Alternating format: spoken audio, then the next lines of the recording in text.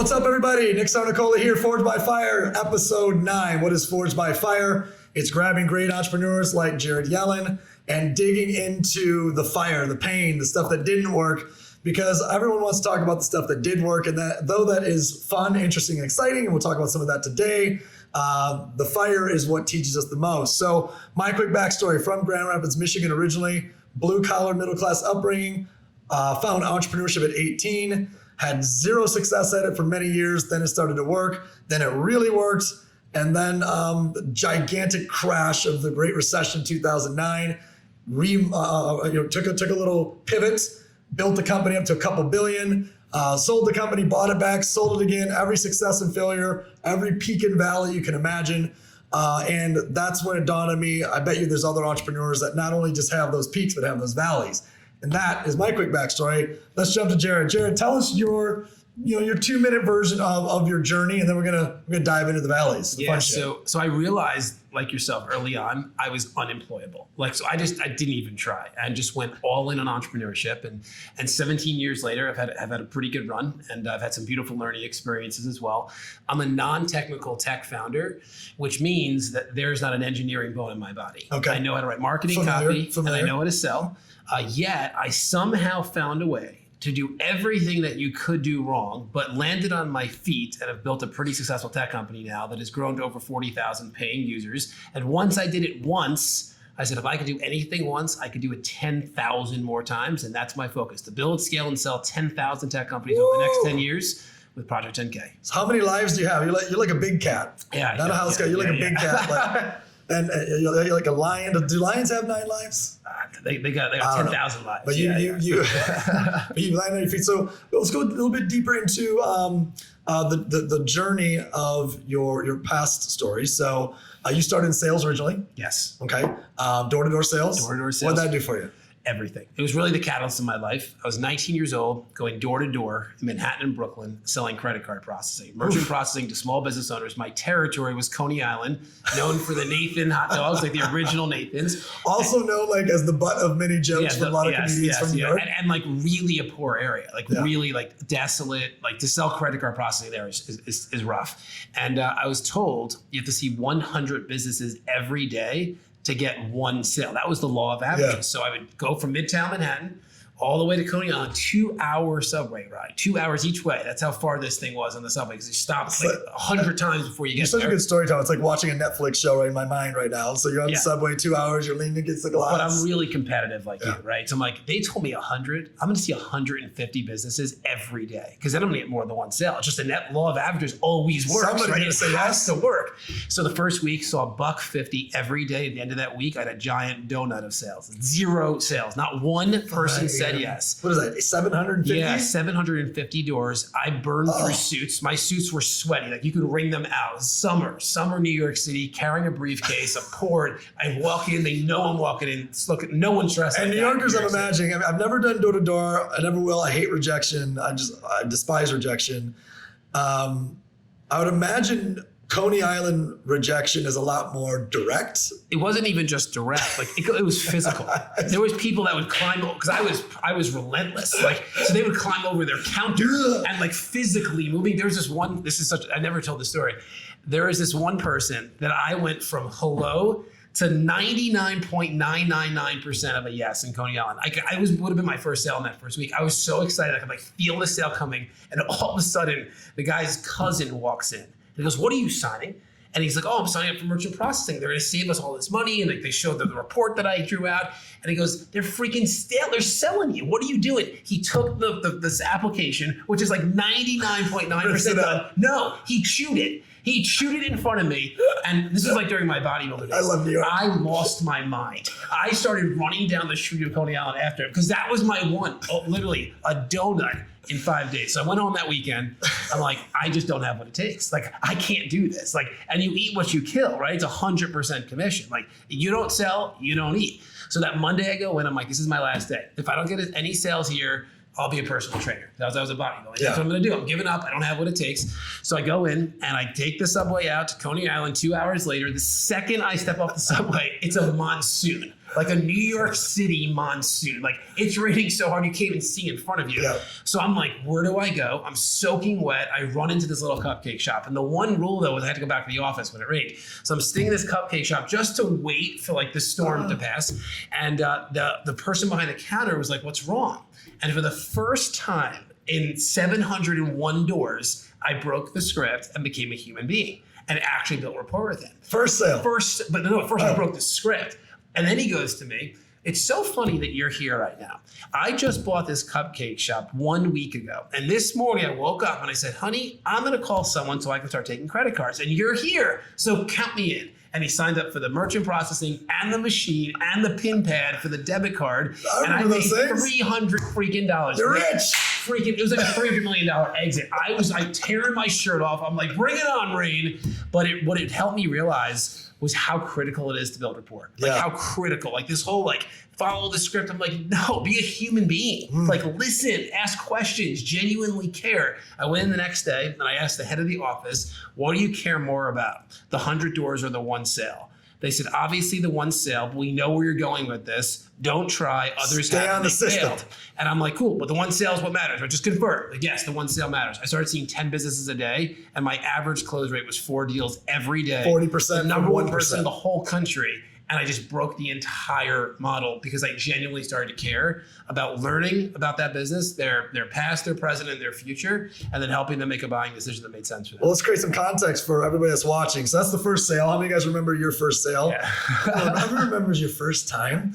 How much do you think you've led in sales through companies that you've owned, ran, or teams that you've led? Total sales do you think you've done, if you were to put a number on it? I mean, billions probably, because like I started training, right? Yeah, so I started like doing training. Yeah. I was like, I'm so good at teaching this differently than how everybody else is doing it right now. So I can't even quantify it, because like to me, it's like when you can figure out that skill, like you figure it out and it feels right. Like it feels natural. You don't have to think anymore. To me, the reason why most people suffer in sales is because they're thinking too much. Like they're perpetually trying to think about the next thing to say. So what they're not is present with that person, and the person feels it. And then as a result, they start taking a step back and then you completely lost them. Sales is a feeling. Like you kind of feel where they are and where they want to go. But the only way you'll know is you find out about their past, their present, and their future. So when I sell, I always take the upper hand. And I find out that information before they can ask me anything. And it's very natural. It's not an awkward dynamic. Like we'll get on a call or face to face. I'm like, listen, I'm so pumped for this meeting, Nick. Like, tell me a little bit, like, what have you done and what are you up to? Like, you don't even think that I'm doing anything. You're like, yeah, this is what I've done. This is what I'm up to. I'm like, that's what you're up to? It's freaking amazing, bro. What's left? Like, what's your vision from here? Now you tell me your vision. So in literally 3 minutes, I know about your past, your present, and your future. Once I know that, it is my moral responsibility to make sure that you say yes to my offer if I'm going to make your future part of your presence with me. And if it's not, it's my moral responsibility to make sure you don't say yes. Absolutely. And you know what I think is a critical distinction is a lot of people who are solopreneurs or even entrepreneurs, they don't identify with, well, I don't sell, or I'm not good at sales, or I don't run the sales team. And it's like, well, neither does Jared. Yeah. Like, not anymore. He runs a tech company, right? But what are you doing? You're onboarding thousands of companies, thousands of other CEOs, CEO to CEO. And sales is influence, right? So remove the word sales, just go influence. You better be, if you're a solopreneur, influencing people. You better be, if you're an entrepreneur, influencing your management team or your customers.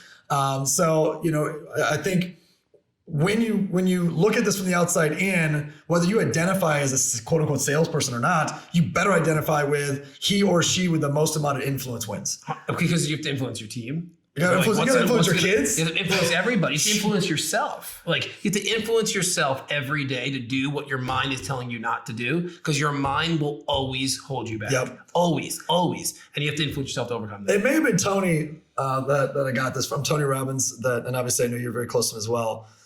It said, everything you want is on the other side of influence. Or he said something like that and I adapted it. But when you really put your whole life into context, everything you want is on the other side of influence. You better get very good at it. And that's a whole different topic. So let's get back into your story. So you went from sales, became an entrepreneur at some point. So you made the jump, the leap of faith. And you had a couple companies over the last 10 years that one was really good on the branding, marketing agency side. Yep. Go there for talking about the agency. So I in about 11 years ago, I had this vision of building what I called the simplest marketing software in the world that was pre-populated with content across every industry. Okay. So a done-for-you marketing platform. I wanted to turn into a SaaS, so software as a service, Sure. so a subscription model that I was going to sell to small business owners. And in my mind, because 11 years ago, this was freaking genius. Like there was nothing even remotely close. I just didn't know where to begin. I had the money to begin because I had a previous exit, but I almost felt like irresponsible throwing money at like such an elusive concept. Like it was just like, I'm like, what would I even do with it? Yeah. Like, this is just silly at this point. So I figured, let me just start the process. Let me just begin. So I started selling my skill, which is I can sell and I can write marketing copy. So I got 2 clients to give me a shot, pretty high profile-ish thought leaders of industry. Okay. So kind of like big fish, small pond. And I said, look, I'm going to make it really easy for you to say yes. I'm going to write all your direct response marketing copy for free. They're like, what's the catch? I'm like, you pay me 30% of sales. They were like, yeah, let's do it. So I did, and I performed. I made them $1 million a month for 6 consecutive months. So I did well economically. They did well, and it really was my catalyst because I started telling everyone about me, and I ended up building this really large agency. We actually grew to almost 400 clients in our first 14 months of business. So it was fun, it was exciting, but it was also a means to an end. I really wanted to launch this tech company, and in 2011, I had clarity of what that product, that platform would do, and that was when I started the pivot. It was a painful pivot, but I started the pivot to going from an agency to then the tech company that we have today. So we're gonna spend most of our time today there. So on the agency side, you did phenomenally well at call to action, branding, launches, filling events, books. Like we were freaking good. You were a launch factory. We were unreal, and there was no one doing what we were doing and getting that intimately involved with our clients. By the way, I wish I knew you back then. Yeah. When I was launchable. Yeah. Man, I wish I knew you when I was launching, when I was in the stratosphere. Yeah. That would have been a good time to meet, but I was actually probably more grateful we met now. And we're gonna take this and transition this into the part that isn't so fun, the shitty part, right? So you're cranking. You actually start becoming a known resource or a known brand as, look, that's the guy you call when it comes to launching books, programs, whatever in the thought leader space or a personal brand space, and you get a phone call from somebody who we both know, very well known individual in the industry, and you guys say, okay, let's put a deal together. So tell me. It was actually even more interesting than that. So I'll never forget the day. So what I've become really good at is building human infrastructure, like really good at it. Okay. So we had really good human infrastructure. Like we weren't just like an agency. Like we had everything you'd imagine within an agency. Like we were so ahead of our time to be able to accomplish what we were doing. And all of a sudden, because we get leads all the time, we got referrals, like there was no shortage of biz dev because we were just good. We delivered the goods. People would tell their friends about it. They're like, I want what you're doing. And it was all public. Like you would see someone do a launch and they'd be like, who did that for you? Oh, Cinduit did. It's like, who's into it? Oh, that's my marketing department. Are they taking on clients? Of course they're taking on clients. So that's just how we grew. And all of a sudden, I had a contact us form. Someone filled it out. Straight to the form.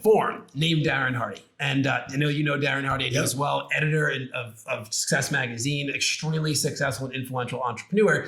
And I'm like, is that like the Darren Hardy that like filled out our contact us form? Like, someone's fucking. Yeah, I'm like, has to be like, I'm like, someone's playing tricks on us. So I said to the team, like, I'll call this one. Like, I'm like, let me just see. I got this one, guys. Yeah. So I call it up and he answers the phone. I'm like, Darren? He's like, yeah. I'm like, it's Jared Yellin from City. He goes, wow, so happy to hear from you. I'm like, all right, so you did fill out our contact us form. So I'm like, what's up? He's like, I heard you're the best at what you do. I'm like, yeah, we are the best at what we do. Like, I wasn't arrogant. I just knew it. Like, we were so What year is this? This is like 2013 probably. I'm just stuck on, he doesn't go to like Facebook and message you. Contact us form. Literally, contact us form. Like old school. Sorry, I just got stuck there. Like, not even like schedule a consult. Contact us form. That's why I'm like, it has to be a bot. Like it's just, who does that? Shout out Darren. Yeah. So we started talking and I'm like, well, what do you want to do? He's, I'm launching this product, this online product. I heard you're the best at what you do. I want to work together. But before I work, I want to meet you. I want to make sure like spiritually we're connected, like emotionally, like, and I get it if that's too much of an ask, but that's my requirement to move forward. And I'm like, yeah, let's do it, man. Let's do it. Where are you going to be? He's like, I'm going to be in Orlando. I'm speaking at this event. meet me there. You can watch me speak, but I'll spend the entire evening before and the next day with you. Like, we'll really get a chance to know this is right. So I'm like, I'll be there. So I flew out and I got to see him in action, obviously on stage, but I got to like meet him. Like, we spent time together and we hit it off. It was like this, like, kind of like when I would have met you, like this like connection, like this like kindred spiritness. And I'm like, I gotta help you, man. Like, there's no one on planet Earth that's better than me to do what you want to do. Like, no one. Like, let's freaking do this. I'm like, well, let's make this really interesting. Let's make this where like we win when you win kind of scenario. He's like, what do you have in mind? I'm like, performance. What do you think's fair? He goes, I'm gonna pay you 10 grand right now, just so that you know I'm in. Like, because it's gonna cost you a lot more than 10 grand to do what I want you to do, because you don't even know the full project yet. And I'm like, all right, cool, 10 grand, and I'll give you 30% of sales. And I'm like, great. What do you think you're going to produce with this launch? He said a minimum of $10 million. Oof. So I'm like, all right, this is big. This is like, I'm going all in. It's a $3 million client. He had like this, but it was more than even just that. It was like who's going to watch the Darren Hardy launch, right? Like the other clients we had weren't Darren. That $3 million is worth 30 based on the next 5 clients. Yeah, because like the other clients we had were like industry leaders, like the top dentist, like the top chiropractor, like which was great. We get clients, but it wasn't like every other guru in personal development being like, Darren, you freaking killed it, bro. So I'm like, let's do it. Like, let's make it happen.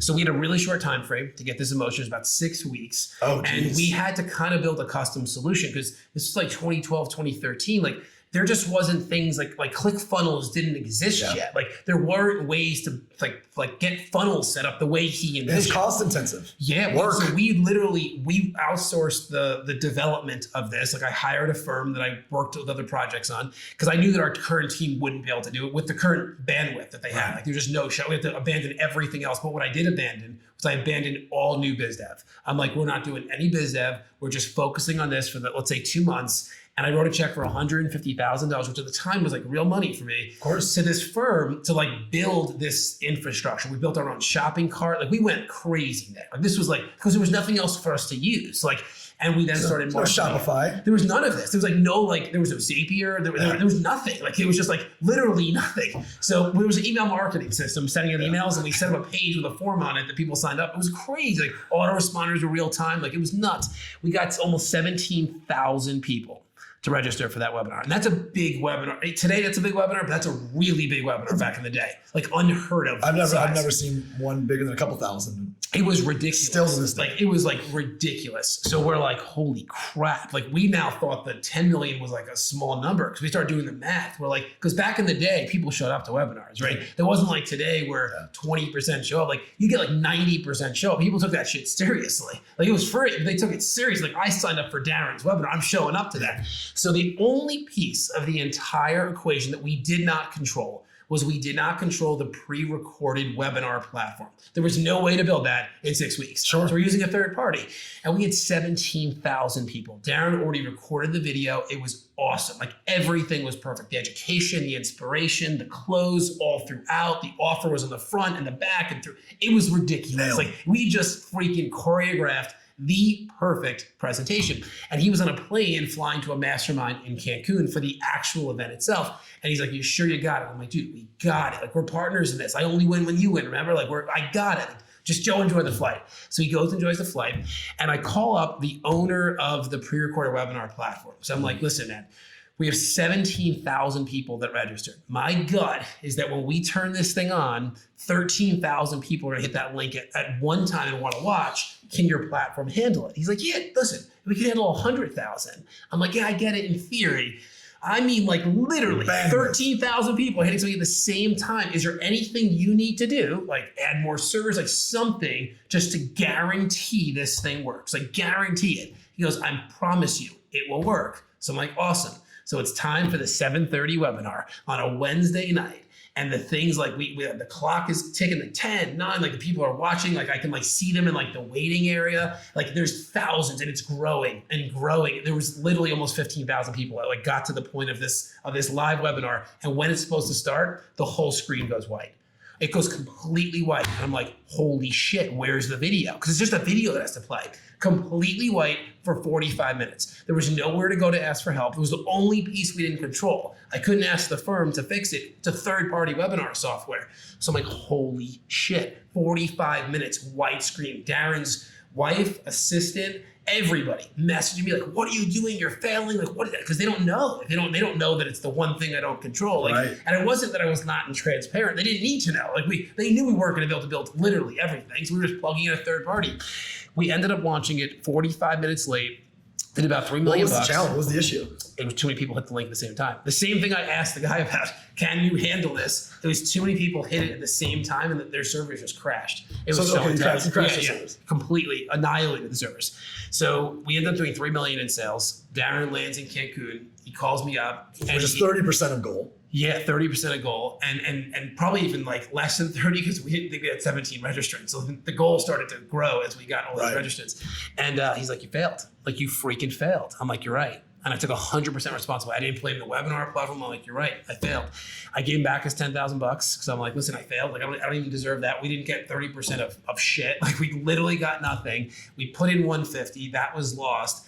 And I remember that night, I was sitting in my office. So you didn't even ask for cost to be covered? Nothing, because I failed. It really didn't work. Like, it just flopped. And what I cared more about then was preserving the relationship. But the reason it got so dark for me, because he handled it really maturely, like he really handled it well. Like he knew how hard I worked. I worked harder than him on this. Like I really worked. He recorded a video in a studio. Like I did it. Like I pulled it. I even wrote the direct response marketing copy myself. Like I really did this. But the reason it impacted me so severely was two things. One, from like, we'll call it a selfish perspective, I think this would have produced hundreds of millions of dollars for us, because we would have gotten so much attention from like other big names in the personal professional development industry that would have seen something that really never happened. There would have been a ripple effect. It would have been insane. Like forever. Like forever we would have been known. Like, you just did like a 10, no one was doing $10 million launches. You did a $10 million launch. Like, that's unheard of. So but the thing that really hit me so hard, his program was good. Like, it was a really good program we were selling at the end of the webinar. And I'm like, how many people did not make that buying decision because in the 45 minutes of white space, they just didn't show up? They logged out. And what if that program was the program that was going to save their marriage or their health or lay a better foundation in their home or help them make? I'm like, I freaking failed thousands of people. And I'm sitting there.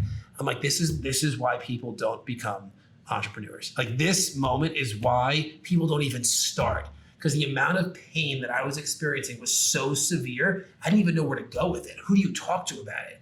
And I was dark for a week. It was really painful. Well, number one, the fact that you take such great responsibility and ownership over what went wrong, how it went wrong, then you even think through and own emotionally the people who are the consumer, right? So you said, okay, shit, I'm emotionally affected by reputation, future revenue, future customers. I'm shook by current loss of money we put in, loss of shutting off all of the business, because you shut off all of the business. It's not like you're not hedging. No. It's like, this is it. It's all or nothing. And you still take all the ownership.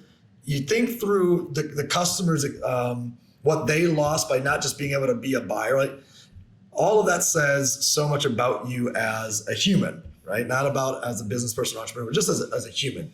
So many people lack responsibility, let alone the ability to feel with pure empathy, wow, what marriage was affected by, which is clear as to why you're going to do what you're going to do next. However, did you feel all of that in those moments, or would you reflect back and say, months later, years later, God, I fucked up?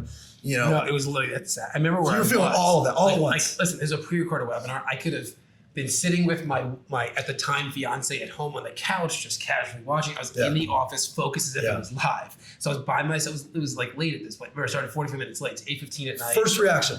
I was like, I'm done. Panic? It wasn't even panic. I'm like, I don't want to do this anymore. I'm like, I don't want to show up and be the leader of this company.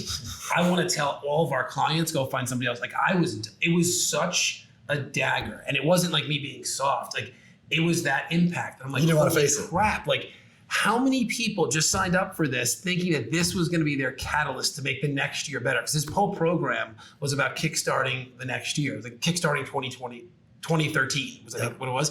And I'm like, this was it. They were like, I failed at 2012. Like every goal I set, I failed. There's no one better than Darren Hardy to help me accomplish my goals. I'm going to show up for this 90-minute masterclass. I know he's going to sell me something, and whatever he sells me, I'm going to buy. And they ended up bailing. I'm like, I just ruined Mary's 2013. It was intense. It was for a week. It was intense. Like I was a shell. So it's safe to say you carry a lot of guilt. Oh, time. I mean, as a human, right? It's like whatever. Yeah. So one of the things for you is just like growing up or whatever it was, like you carry guilt for things that happen to other people, and you feel that you carry. Like that's.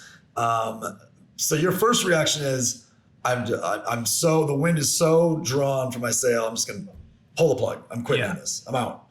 And then how many days, weeks, months? I mean, residual impact's forever, you know, of these fires, right? It's like not as much as we all want to say, you know, I'm over it. I'm over that failure. I'm over that person. Or I'm over that company going out of business, or I'm over that divorce. You're never fully, I don't think, over any of those things. But what's the extended period of time you stay in that dark before you're saying to yourself, okay, no, fuck it. We're going to have to do this again, and we're going to have to do blank. Is it days, weeks, months? It was like less than a week, but it was like, maybe I'm very introspective. So like I analyze everything, but it was the most introspective immersion ever. Like I went so like you're in a cave. Yeah. Like, and like in a cave, but going through life with people around me, but like so in my head and feeling it out. I'm like, how do I make this moment happen for me and not to me? Because I don't believe anything happens by coincidence, like at all. I believe that some higher power like pulled the plug on the server, because they're like, if you continue with this path, you're not going to have what you ultimately desire. Because what I ultimately desired at that point was that by the time I had kids, and I didn't have kids yet, I was just engaged at the time, but by the time that I had kids years later, I declared that freedom was my non-negotiable. So I'm sitting there, I'm thinking to myself, but what if this happened for me and not to me? I'm not gonna let you go there yet. Yeah, okay, cool. So here's the problem with individuals like yourself and myself that have gone through so much growth and development that it becomes even hard to share because it's against our wiring. Sharing, it's like, okay, I shared it, so let's move on. I told you the negative part. You're such a positive person. You're wired so positively and so emotionally intelligent that's just, it's hard to stay there for longer than a second. It's like, what's the point? The point is not for us. Of course. The point is for someone that's watching this. And it's also a week for you is like 10 years for the average person.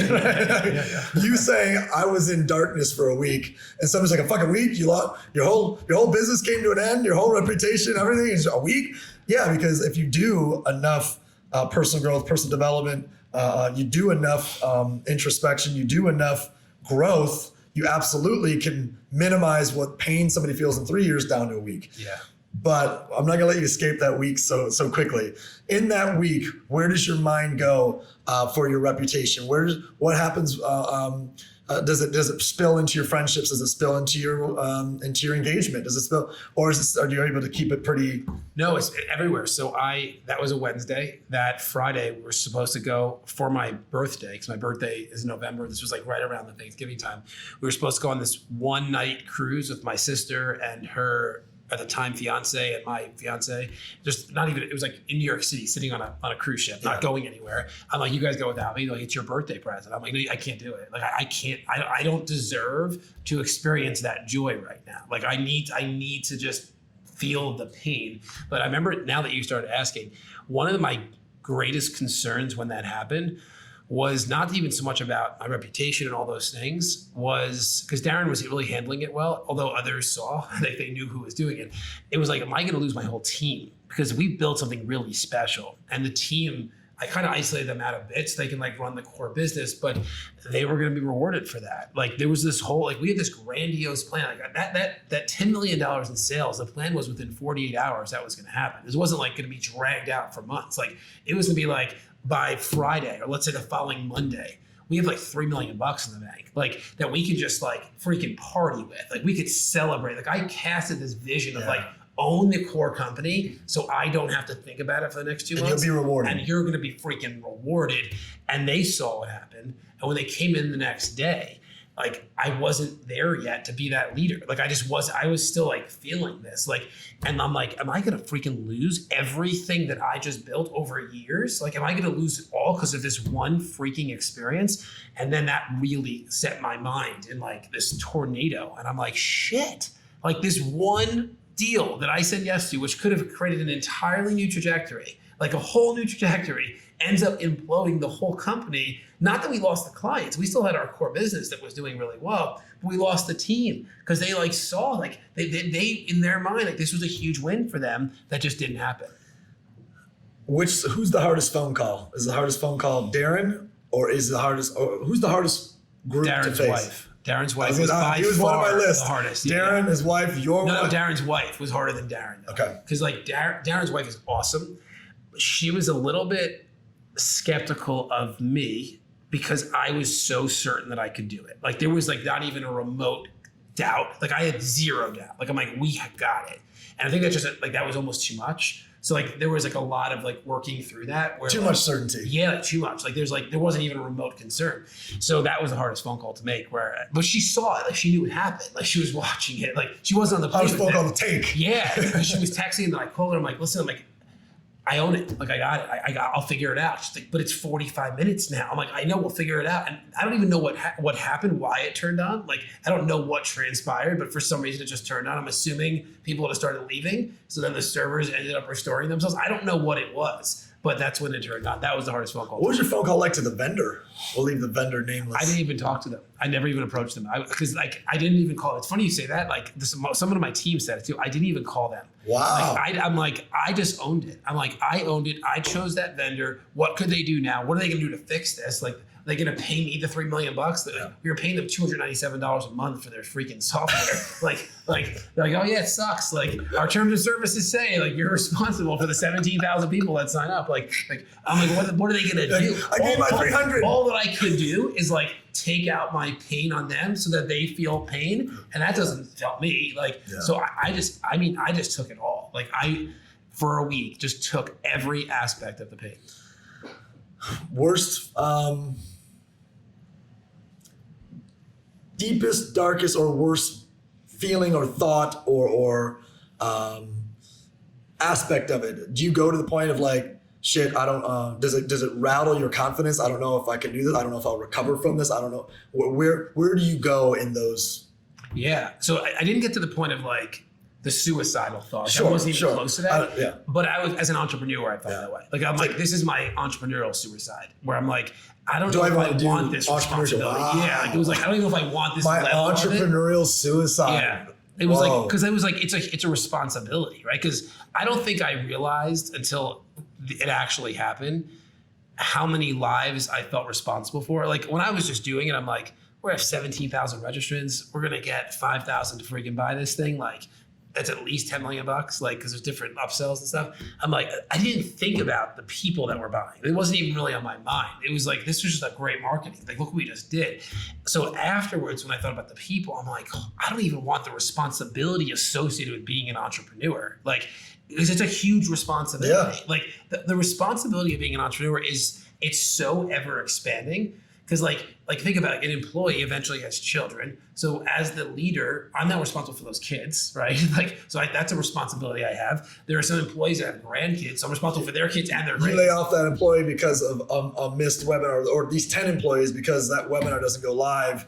Those kids are potentially not eating that next month. It's a different Christmas. Like it's like a different, because with the holiday, it was the first time that I realized that like being an entrepreneur is not a word. Like it's not like, oh, I'm an entrepreneur. Like it's the deepest responsibility that I exist on the planet besides being a parent. Yep. Is being an entrepreneur. Being a parent is the number one responsibility, but outside of that, it's being an entrepreneur. You know, part of what my role is in a webinar, or excuse me, no webinars, no more webinars, no pre-recorded webinars. Yeah. In a podcast like this is figuring out the moment of that's where we were supposed to get. Yeah. And what you just shared right there is so profound, and I hope that landed with me. Like as an entrepreneur, what you just said landed with me. The deep responsibility of entrepreneurship is only second to being a parent. And I know one of your teammates from the marketing team is here. Put that up as his next quote, because that quote is like, the deep responsibility of entrepreneurship is only second to being a parent. Hashtag Jared Yellin. That's what we needed out of today's conversation, for sure. Thank you for getting me there. Thank you for sharing that, man. I appreciate it, seriously. And I said it when you first said your story. I'm gonna say it again. You're a true leader, and there's a difference between an entrepreneur and a leader. You said, the true responsibility of entrepreneurship really is true responsibility of leadership, right? And because you can be an entrepreneur without ever leading anybody, Of course. and the depth of how you feel all the way through to the customer's loss because of a mistake you make is, there's nothing more defining of leadership than that. So Thank you. Beautiful. However, God pulled the plug on that thing. Yeah. God he said there's something in the universe that said, hey, we're going to make sure this video doesn't go live, because does it go live? Should you make all this cash? Should you become the go-to person by all the biggest guys for launching? Your life goes a completely different direction. Instead it goes, God's like, I want you to experience a week of darkness so you can experience a lifetime of light. Bring us to what happens next. Bring me out of the fire. Take me out of the fire. So it was about a week. It was about a week, literally. That's when I started doing this exercise where I was like, well, what if? Like, what if this happened for me and not to me? Like, what if? Because it's really normal to say it happened to me. Like, that's like a very normal reaction. Like, It's really normal to be really mad or really sad. But like, all that I know is that no one normal has ever changed the world. Like, you can't be normal and change the world. So I'm like, what if I just have an entirely different perspective of this? Like, what if? And in the back of my mind was that original vision that I had when I launched Synduit. The original vision for Synduit was not to build a marketing agency. It was to build a SaaS platform to support 1 million small business owners and become the marketing department they couldn't afford. Like, that's what the original vision was. We only pivoted because I didn't know where to start. That wasn't my skill. I couldn't control that. So I'm 1 week out from this like really dark experience, and all of a sudden the light freaking turned on. And I'm like, I'm not doing this anymore. I don't want to be known as the launch guy. I want to become known as the guy that catalyzed 1 million small business owners to become local heroes in their community. That's what I just catalyzed them.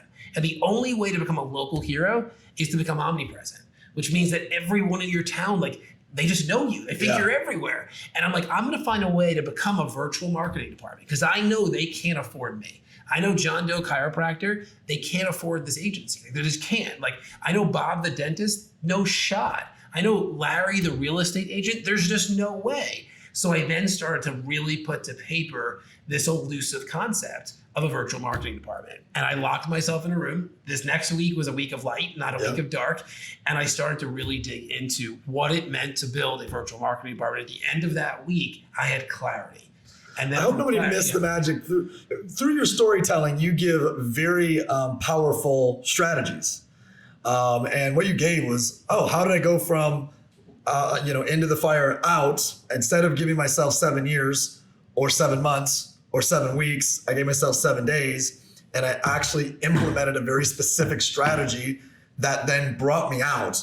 And I hope everyone doesn't miss how profound what Jared's telling you is. You want to get out of that darkness, go through this exercise, go spend as much time as you have to with all the right music and the right environment, and go to the water and go to the waves and go to the sunset and go to the music that makes you feel grateful, not the breakup music, but the gratitude music, and just say. But you know why though, Nick? Which is so important, because the natural tendency when things go wrong is to do the exact opposite of what you actually need to do to fix it. So the natural tendency is, I'm an introvert, right? That's what I did for a week. I just introverted. But what you have to do to fix anything in your life is the exact opposite, which is to extrovert.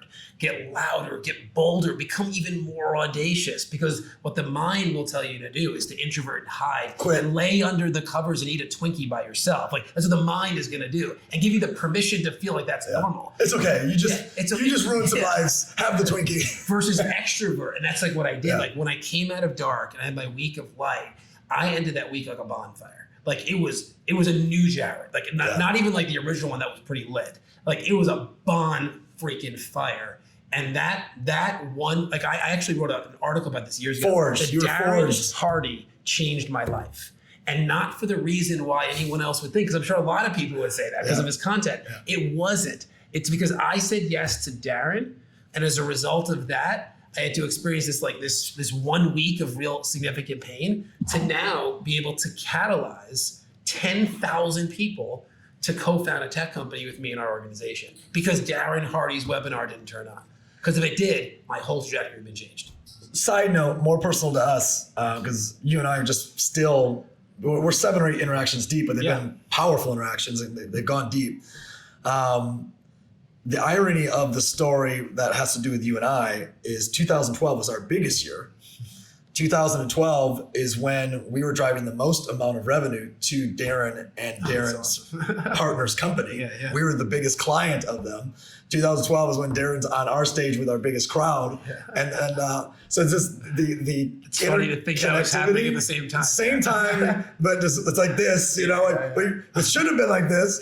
And then the second one thing is you said catalyze 4 times, you said catalyst 3 times, and you have you understand, and I like that word, but you have no idea how much I identify with that word. I mean, it's literally the name of my company, the Catalyst Group, right? So it's like there's so much interconnection between you and I that every time we talk, I understand it more and more and more. Tell us about Project 10K and what you're doing, and how that fire turned into you shifting, coming out bolder, more audacious, with the biggest goal I've heard in tech and maybe forever. So when I committed to the pivot, I started interviewing software development firms throughout the US. I spoke to 12 of them, and I hired one in Boston. Had a really good track record. This is probably around 2014-ish. And they told me it would take 10 months and $750,000 to build the first version of this marketing platform. And I'm like, I'm all in. Let's do it. Like full in. And I funded it myself, like full in. Like I wrote every check. I was like 27 at the time, writing $50,000 to $100,000 checks every month, like all in. At the end of 10 months, it was D-Day, which is demo day. Not even started. Yeah. So at the time, I was living in North New Jersey. Screen is white. Yeah. Screen is white. Another white screen. I love those white screens. Yeah. I'm a green screen guy. I'm not a white screen guy. So I'm living in North New Jersey at the time with my girlfriend, who's now my fiance. We were engaged then too. And I said to her, I'm like, Lindsay, our life changes today. Like I'm becoming a tech founder today. No more of this launch bullshit. Like I'm a tech founder today. And I made the drive from North New Jersey to Boston, about 4 hours. I get to this office and they bring me upstairs to this beautiful conference room. They're like, Jared, we are so excited to have you. I'm like, there's no way you're more excited than I am right now. So I'm like, show me what you got. And they said, awesome, we have some good news for you. I'm like, shit, they just said some. I'm like, why some? Why not all good news? I'm like, all right, show me what you got. So they started this demo, and the demo was unbelievable. It was so good. Like it gives me goosebumps even when I think about it. It was so on point. They captured the essence of the UI, UX, and the onboarding. And 2 minutes, 11 seconds in, they shut the video off. And I'm like, why are you white screen? Like, where you going? Yeah, white screen on. Like, what are you doing? Like, it's so good. Like, your server must have crashed, right? They're like, no, that's as far as we got. And I'm like, what do you mean? That's as far as you got? Like, that might be like 15%. I'm like, what do you mean? And they're like, well, we miscalculated what it was going to take. We need another year and a half and $1.5 million to finish it. And I'll never forget, I'm sitting at a bigger conference table than this. And I'm sitting there, I'm like, I have the right, once again, to be ferociously angry or morbidly depressed. I have the right. Either extreme is normal. But for some reason, once again, I feel this is happening for me and not to me. And I felt that way. So this is just a chapter in my story called Jared's Entrepreneurial Journey. And I made a commitment. I made a commitment at the table in my mind. I said, I am committing that in my life, I'm going to make the technology industry safe. I didn't know what I meant by that. All that I know is that didn't feel safe to me. Right. And anyone that I shared that story with thought, well, dude, that's not safe. The second thing was I met somebody, because the universe is always conspiring. They're always conspiring, because in the end, it's always great. And if it's not great, it's not the end. So there's this like big conspiracy thing happening. And for me, it was this man named Monty. So we had about 35-ish engineers. See some recent memes of Monty. Yes, you see. Show me the money. So we had about 35 engineers on our team at that time through this firm. But Monty was my only direct hire. And before he worked with me, he was living in India. And when he was in India, he started his own software development firm at his parents' like 200 square foot apartment, really small apartment.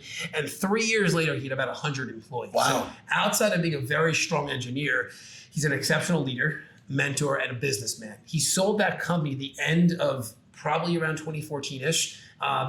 He sold it, he wanted to move to the US with his wife to start a family here. And when he moved to the US, he was living on the end of my street where my original office was in Englewood, New Jersey. So he could have been anywhere but there.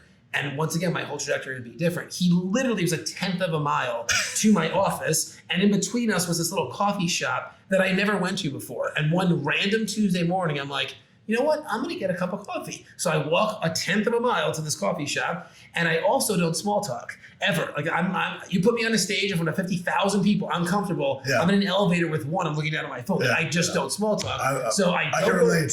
I don't go to get coffee at this place and I don't small talk, but for some random Tuesday morning, I go to get coffee and Monty's standing behind me and I start small talking with him. We hit it off and I literally on the spot, I'm like, what are you doing for work? He's like, I just got here 2 days ago. I'm like, I know what you're doing for work. Come with me. Came over to the office, literally hired him on the spot. He was my first in-house engineer. We worked together for about 18 months. We built trust and rapport. I realized the software development firm in Boston, they just can't do it. Like they just keep on messing this thing up. We're already now over $2 million in. I'm like, Monty, here's what we're going to do. You're my CTO.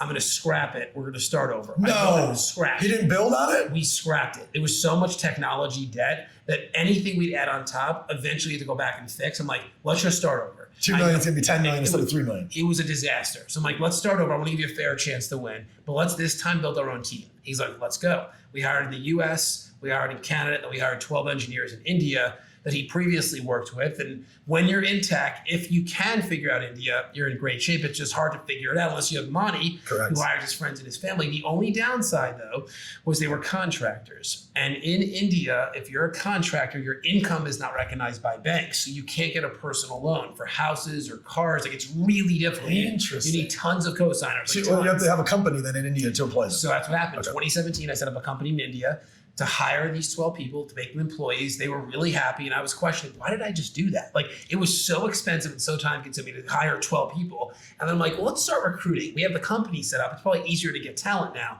We doubled the team in about 45 days in India. And then that was my catalyst for Synduit. So today, Synduit has over 40,000 active paying users on the platform across 30 industries. We did what we set out to do, build the simplest marketing software in the world with content preloaded in it for small business owners. But the magic of the story happened about 2 years ago.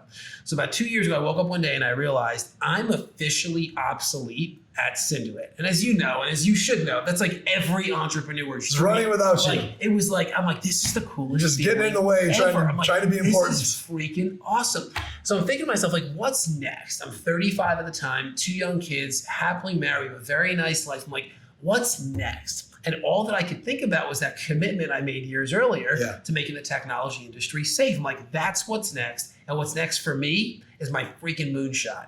I'm going to do something that shakes up the world. Take us home. I'm going to go down trying. Land the plane. So as I start like digging into like, what is this moonshot? I'm like, I'm going to do what I just did with Synduit, but I'm going to do it 10,000 more times in the next 10 years. And I don't know why that was the number, because I know that's a ridiculous number. But what I also know is you never negotiate against the moonshot. You just go with it. So I called up Monty, who was still my CTO at Synduit, this woman, Katie, who's my director of operations. And I said, I have an idea. I'm going to do it with or without you guys, but I can't imagine you not being involved. Let's build, scale, and sell 10,000 tech companies in the next 10 years. Are you in? And their exact words were this: Jared, we're in because it's you, but we have no idea what you're talking about. So I'm like, all right, here's what we're going to do. Now they know that you're in, this is what we're going to do. We're going to launch a tech ecosystem. Some might think this is an incubator or an accelerator, and those programs are awesome. That's just not what this is. This is a place where entrepreneurs from around the world can come and pitch their tech ideas that are on a napkin, a concept. And when they pitch us, there'll be 4 key areas that we look at: